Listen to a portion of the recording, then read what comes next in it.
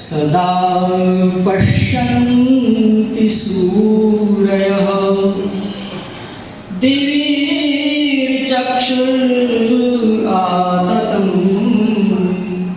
दिवीर्चक्षुरातम्।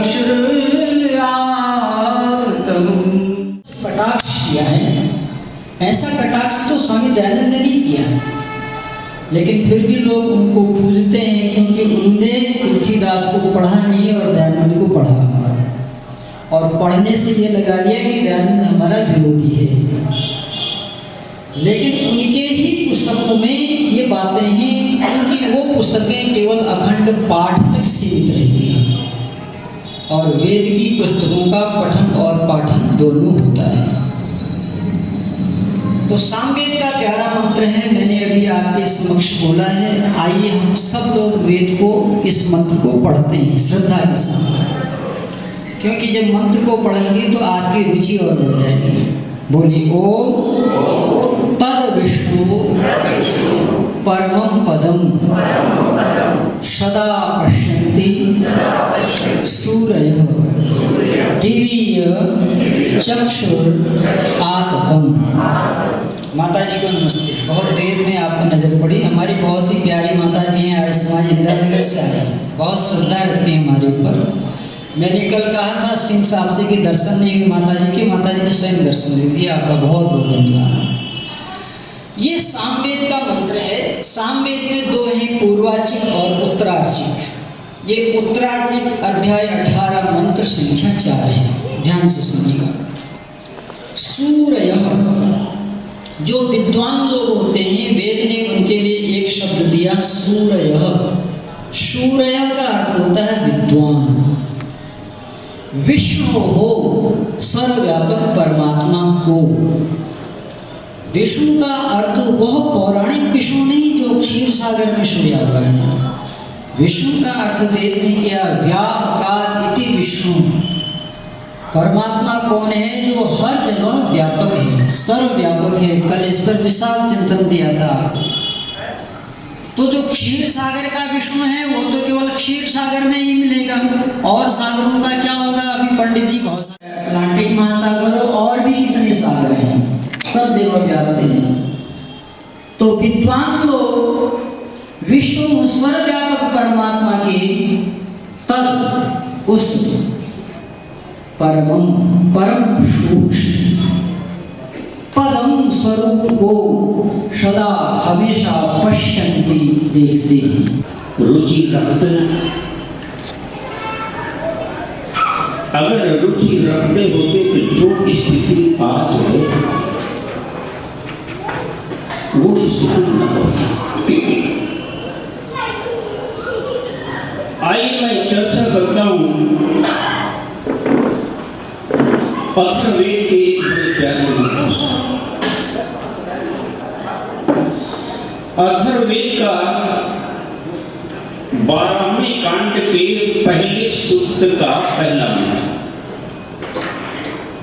68 मंत्र हैं इस सूक्त में, और यह भूमि सूक्त के नाम से जाना जाता है। ये धरती है हमारी, माँ है हमारी। जिस धरती में जन्म लिया है हमने, जिस धरती का अन्न खाया है हमने, जिसके गर्भ का जल पिया है हमने, जिसकी हवा में सांसें ली है हमने, उसके प्रति बहुत बड़ा दायित्व है हमारा, बहुत बड़ा कर्तव्य है हमारा। हम आज यहाँ बैठ करके सत्संग कर रहे हैं इसलिए कि राष्ट्र सुरक्षित है। सीमा पर हथियार उठाए हमारा सैनिक खड़ा है, उसके बलबूते पर यहाँ पर हम सत्संग करते हैं। शस्त्रेण रक्षिते राष्ट्रे शास्त्र चर्चा प्रवर्तते। शस्त्र से जो राष्ट्र सुरक्षित है उसी में शास्त्र की चर्चा हो सकती, अन्यथा नहीं हो सकती। दोनों के लिए तैयार रहिए, शस्त्र के लिए भी और शास्त्र के लिए। कोई भी राष्ट्र कैसे शिखर पर पहुंच सकता है,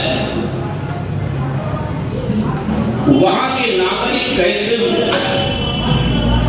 वहां का शासन कैसा हो, इसके बारे में इस मंत्र में बड़ा सुंदर उल्लेख किया है। सत्यम बृहद्रतमोग्रम दीक्षा तपो ब्रह्म यज्ञ पृथ्वी धायन्ते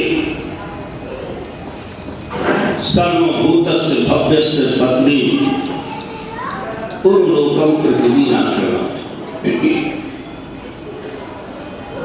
वेद कहता है अगर किसी राष्ट्र को दूसरे राष्ट्रों का शिरोमणि बनना है तो सबसे पहली शर्त यह है वो कि उस राष्ट्र के लोग आपस में सत्य का ही व्यवहार करें। दुनिया का कोई भी देश ऐसा नहीं है जिसने ये कहा हो कि सत्य में जयते, किसी ने हमने कहा सत्य में जयते। और नाट्यतम विजय सत्य की होती है, झूठ की नहीं, ये हमने कहा। लेकिन क्या वास्तव में हम उसका पालन कर पा रहे हैं? स्वतंत्रता मिलने के बाद हुआ क्या इस देश? जिस उन्नति के लिए लोगों ने अपने सर कटाए, फांसी के फंदे चुने, हमारा राष्ट्र स्वतंत्र होगा और हम फिर से शिखर पर पहुंचे। क्या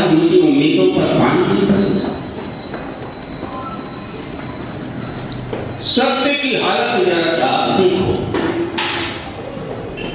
जिन्होंने सत्यमेव जयते का उद्घोष नहीं किया वो फिर भी किया। ब्रिटेन में एक व्यक्ति दूध बेच रहा है। दो प्रकार का दूध है, एक में पानी मिला हुआ है और एक में नहीं मिला। वो स्पष्ट कहता है कि इसमें इतना प्रतिशत पानी मिला है, वो खुद है, वो इसमें नहीं है। आप क्या कहते हैं? बिना पानी के भला दूध। एक व्यक्ति वहां पर बैठा हुआ आलू बेच रहा है। ये ऑर्गेनिक खाद की आलू और ये बिना खाद की आलू, इसका ये भाव है, इसका यहाँ के व्यक्ति कैसे जाएगा? बिकेगी। तो ये स्थितियां हैं। किसी व्यापारी से पूछ लो कि तुम अपने व्यापार में क्या पूरे ढंग से सत्य का व्यवहार करते हो? तो ये कहेगा कि बिना झूठ के भला जाए। व्यापार चलाना तो झूठ नहीं। आप किसी वकील से पूछ लो कि आप इसीलिए तो वकालत कर रहे हो कि सत्य जीत सके। क्या वास्तव में सत्य ही बोलते हो अदालत में? कहता है सत्य कहाँ है? झूठ से पर्चा भरा जाता है, बताओ तुम्हारे पास कितनी संपत्ति, तुम्हारे ऊपर कितने मुकदमे लगे, कितने गंभीर मुकदमे लगे, कितने मुकदमों में आरोप। क्या वास्तव में सत्य बताता है? क्या 100% झूठ, 1-2% नहीं, 100% झूठ बोलता है। 1 अरब की संपत्ति को 3 करोड़ में समेट, झूठ यही से शुरू होता है। तो जब राष्ट्र का नेतृत्व करने वाला झूठ पर सधा हुआ है, तो उस देश के नागरिकों को आप क्या कहोगे? वो चलेंगे सत्य? ये समस्या इस देश में। अगर आपके ऊपर दूसरे का विश्वास नहीं है तो आप उन्नति नहीं कर सकते। आपका परिवार है, अगर हालत ये हो कि बेटे को बाप पर विश्वास नहीं और बाप को बेटे पर विश्वास नहीं, भाई को भाई पर विश्वास नहीं, किस बात का परिवार है? ये एक बिखराव। तो वेद कहता है सत्य। अगर राष्ट्र को शिखर पर ले जाना चाहते हो तो आपस का व्यवहार भी सत्य का होना चाहिए। दूसरा है वृहत। वृहत का अर्थ आप लेते हैं विशाल, लेकिन व्याकरण कुछ और कहती है। व्याकरण कहती है वृहु उद्यमन, इस धातु से वृहत शब्द बनता है। जिस राष्ट्र के लोग श्रमशील हो, काम चोर न हो, वो राष्ट्र उन्नति कर जाता है। जिस देश के शहरों में एटम बम गिरे, हिरोशिमा और नागासाकी, छोटा सा देश है आपका उत्तर प्रदेश जितना भी नहीं है, आज वो शिखर पर है। समझ लेना कि कुछ सामग्री की आहुति दे दें तो बात खत्म हो गई। घी की आहुति दे, ये यज्ञ का एक छोटा भाग, यज्ञ इससे बहुत बड़ा है। यज्ञ का अर्थ जो महर्षि स्वामी दयानंद महाराज कहते वही है, संसार का उपकार करना इस समाज का मुख्य उद्देश्य है। ये उपकार ही यज्ञ है। अगर आपके व्यवहार से, आपके जीवन से दूसरे का उपकार नहीं होता तो आप याज्ञिक नहीं है, नहीं है। समस्या ये आई, बातें तो बहुत सारी, दूसरे की हर बात काटनी, लेकिन उसके हित में करना कुछ नहीं। जब आपसे दूसरे को कोई हित नहीं होगा तो आपसे जुड़ेगा क्या है? तो समाज को, राष्ट्र को जोड़ने के लिए एक दूसरे का उपकार करना, अनेक प्रकार से उपकार करना, ये आवश्यक है। और यज्ञ का दूसरा अर्थ है संगतिकरण, अर्थात संगठन। शक्ति होती है संगठन में। आपका राष्ट्र अगर संगठित है, दुनिया का कोई देश आंख नहीं दिखाता, और जहां विघटित है तो छोटे छोटे राष्ट्र भी आंख दरेड़ने लग जाते हैं। पाकिस्तान की क्या हैसियत है कि आप की निगाह उठा करके देखें, लेकिन मुश्किल यह है कि इस राष्ट्र